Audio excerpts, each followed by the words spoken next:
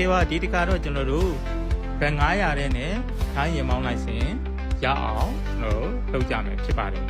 ဟုတ်ပါပြီဒါဆိုရင်ကျွန်တော်တို့ကဘယ်900တဲ့နဲ့ဘယ်လိုလုပ်မှာတော့ဆက်ကြည့်ကြအောင်ပါပထမကျွန်တော်တို့လိုအပ်တာကဘာလဲဆိုတော့ကျွန်တော်တို့ရဲ့ passport စာအုပ်ဖြစ်ပါတယ်ဒီ passport စာအုပ်က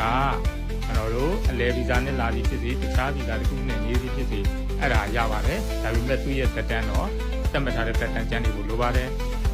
နောက်တစ်ခုကကျွန်တော်တို့ဒီ land transport မှာ appointment ယူမှာဖြစ်ပါတယ်ဟုတ်ပြီအဲ့ appointment ယူဖို့ရအတွက်ဒီ DLD ကနေပြီးတော့ကျွန်တော်တို့ဝင်ပြီးတော့ကြာမှာ register လုပ်ပါမယ်ဒီ DLD ကိုကျွန်တော်တို့ဘယ်မှာရှာလို့ရလဲဆိုတော့ဒီ internet ကနေရှာလို့ရပါတယ်အဲ့ရနေကျွန်တော်တို့ကနေပြီးတော့ register လုပ်မယ် register လုပ်ပြီးတော့ login ဝင်မယ်ဝင်ပြီးတော့ကျွန်တော်တို့အဲ့ဒီ land transport မှာဘယ်ရက်ဒီမှာကျွန်တော်တို့ license လာယူလို့ရမယ်ဆိုတဲ့ဟာကို date ကိုကျွန်တော်တို့တန်းယူမှာဖြစ်ပါတယ်ဟုတ်ကဲ့ဒီ appointment ကတော့တစ်ခုရှိတာကကျွန်တော်တို့ဒီ now ဒီ resident certificate ရမယ့်ရက်နဲ့ကျွန်တော်တို့ဒီ appointment date ကိုနည်းနည်းတော့ချိန်ယူရမှာဖြစ်ပါတယ်နောက်တစ်ခုကကျွန်တော်တို့ဒီ passport ရှိပြီဆိုရင်ကျွန်တော်တို့ASEAN လို့ခေါ်တဲ့ TM30 ရှိမယ်နောက်တစ်ခုကကျွန်တော်တို့ TM30 ကိုမှအရှိရှိမယ်အတူရှိမယ်ကြာရရှိပေါ့လေဟုတ်ကဲ့ passport ကိုကျွန်တော်တို့ copy ရှေ့စာမျက်နှာကို copy ကူးမယ်နောက် visa page ကို copy ကူးမယ် TM30 ကိုကျွန်တော်တို့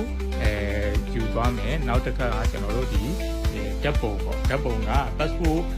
လုံတုံးကရိုက်ထားတဲ့ဓာတ်ပုံအတွက်စာဓာတ်ပုံတစ်ပုံကိုယူသွားမယ်နောက်တစ်ချက်ကကျွန်တော်တို့ဗာလဲဆိုတော့အဲ့ဒီဓာတ်ပုံဒီနောက်ခံအပြောင်းဖြစ်ပါမယ်အဲ့ဒီတော့ကျွန်တော်တို့က passport made to passport ရဲ့မူရင်းTM30 နောက်တစ်ခါကျွန်တော်တို့ဓာတ်ပုံတစ်ပုံယူပြီးတော့ကျတော့ကျွန်တော်တို့ immigration ကိုသွားပြီးတော့ resident certificate ကိုတောင်းအောင်ဖြစ်ပါတယ် resident certificate ကိုကျွန်တော်တို့တောင်းတဲ့အခါကျရင်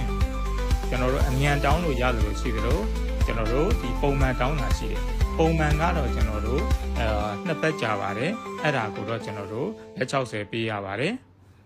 ဟုတ်ပြီကျွန်တော်တို့ resident certificate ကိုကျွန်တော်တို့တောင်းတယ်နှစ်ပတ်စောင့်ရမယ်အဲ့နှစ်ပတ်စောင့်တာနဲ့ကျွန်တော်တို့ခုနတုန်းကဘာလဲဆိုတော့ appointment ယူထားတဲ့ date ကကျွန်တော်တို့ကြည့်ပြီးတော့ချိန်ပြီးတော့တောင်းရမှာဥပမာ resident certificate ကိုတောင်းပြီးတော့ကျွန်တော်တို့ကresident certificate ရတဲ့အချိန်နောက်2ရက်3ရက်လောက်ဒီအဲ့လောက်နေ့ဒီမှာကျွန်တော်တို့ကဘာလဲဆိုတော့ appointment ကိုယူထားရင်ပို့ပြီးတော့အဆင်ပြေပါတယ်အဲ့တော့ကျွန်တော်တို့ resident certificate လည်းတောင်းပြီးပြီဆိုရင်ဒီဘက်ကကျွန်တော်တို့နောက်တစ်ခုလိုတာက medical certificate ပါ medical certificate ကလည်းကျွန်တော်တို့နီးစပ်ရာ